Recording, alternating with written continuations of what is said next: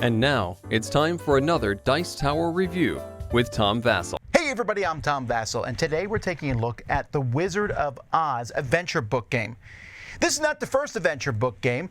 This is the second one I played. The first one is based on one of my favorite movies, The Princess Bride.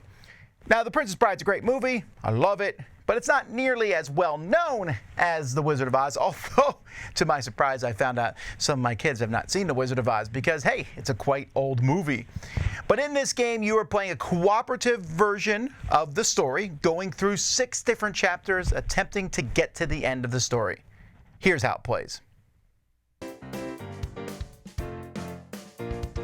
In this game, players are playing through 6 chapters of a book, and they'll be flipping through the book, and each chapter has its own board. And so I've set up the first chapter so you can see it. You have only Dorothy here, while you have the farmhands will be moving around, and you're trying to accomplish a goal. Each one, it will tell you the setup here. It will give you some sort of rules here. It will tell you how you lose. And over here, it tells you how you win. Dorothy needs to get in the house, in the farmhouse, before the twister comes and gets here and destroys it. But before she does this, she needs to accomplish some things next to the board. Now, to accomplish these things, each one will show you some cards you need to discard. There's a deck of cards that's made up of different types. You have brains, wonder, heart, magic, and courage. 5 colors, basically. Players will be drawing these cards, and they're going to be using them. They have to go to one of these spots. So this one says each animal must be on its happy side. So you can see the chicken and the pig are not on their happy side right now. It says, and the wagon must be fixed. And the wagon starts the game broken. And then you need to pay these 3 cards. When you do that, then that one is finished. The shiftless farmhands is finished. Now, to get to that point, players need to do some things on their turn. So, on your turn, the first thing you'll do is move. You can move a single character, 0 to 2 spaces, or you move 2 characters, 1 space each. So, for example, I might say I'm going to move Dorothy to the haystacks, and the farmers here to the barnyard, where they'll fix the wagon. So you're going to be moving these farmhands around, they're going to feed the animals to make them happy. And then players can do various actions on their turn. They can discard extra cards. Maybe I don't need this brains card here, so I discard it to move somebody an extra space. Maybe I'll discard 2 of them to move them over here to the pigsty and feed the pig. You can complete one of these challenges if you have the cards. Some challenges, like this song challenge, requires Dorothy to be in the haystacks, and then you discard a bunch of the same type of card. So in this case, you're getting rid of a bunch of wonder cards. The more you get rid of, the better the benefit you get. And the best benefit is getting this Glinda the Good Witch favor, which I'll talk about in a second. But you can also get special cards. These cards will go into your hand. They could be wilds or give you special things. And not only do they go in your hand once you play them, they go into the discard pile of the deck and will stay there for the remainder of the game, even through all 6 chapters. Now, after a player has done the different actions, moving around, using cards, you'll then turn over one of these chapter cards that match the chapter, and bad things will happen. Here the farmhands go to the farmhouse, and if the horse is happy, flip it to its grumpy side. Some of them move the twister closer to the farmhouse. And you keep doing this. Now, if you lose in any chapter, you lose the game. Unless you have one of these Glinda the Good Witch tokens, then you can just go back to the beginning of that chapter.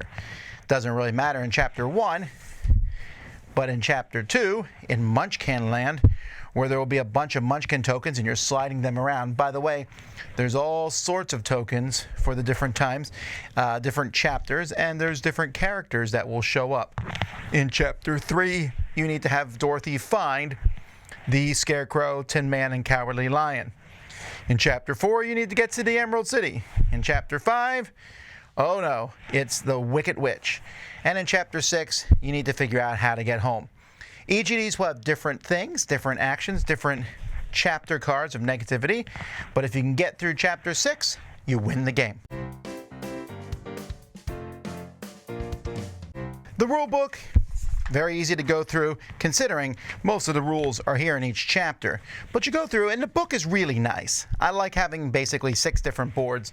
Boards 1 and 6, there's a little bit of, you can see the one board is there. And a lot of these tokens that are in the game are just little cardboard tokens. They're okay. They're not bad. The miniatures are nice. I like there's the Tin Man and the Scarecrow.